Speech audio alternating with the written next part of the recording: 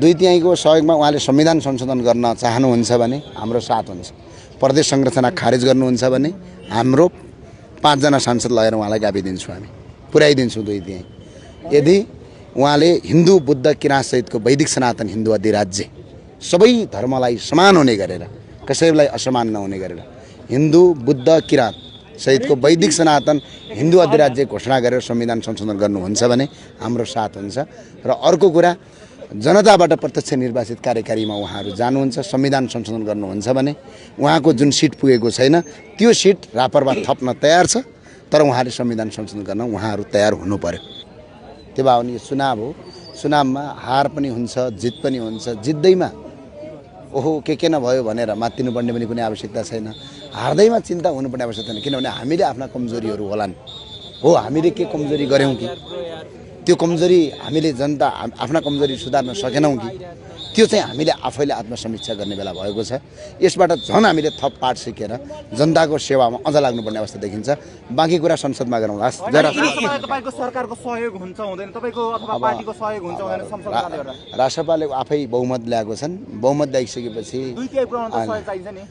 अब सबैभन्दा त भगवान रूपी आदरणीय मेरा जुम्लीवासी आमा बुवा दाजुभाइ तथा दिदीबहिनीहरूलाई म धन्यवाद दिन चाहन्छु। र विशेष गरेर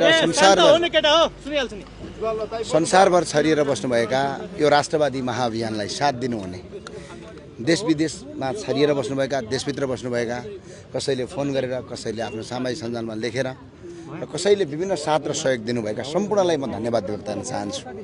र जुम्ली आमा बुवा दाजुभाइ तथा दिदीबहिनीहरूले आशा र भरोसा गरेर फेरि पठाउनु भएको छ। उहाँको आशा र भरोसालाई टुट्न नदिने र उहाँको विश्वासलाई टुट्न नदिने चाहिँ मेरो कर्तव्य हुनेछ। हिजो चुनाव जित्नुभन्दा अगाडि हारे पनि जुम्लैबाट हार्छु भनेर भन्नुभएको थियो, तर जुम्ली जनताले त तपाईँलाई न्याय गरे नि। यसका लागि उहाँहरूलाई धन्यवाद भन्न चाहन्छु म। र अरू कुरा केही छैन। उहाँहरूलाई धेरै धेरै धन्यवाद र तपाईँ सबैलाई पनि धन्यवाद छ जसले जहाँ जहाँबाट साथ र सहयोग गर्नुभयो। तपाईँहरू सबै सहयोगी हुनुहुन्छ।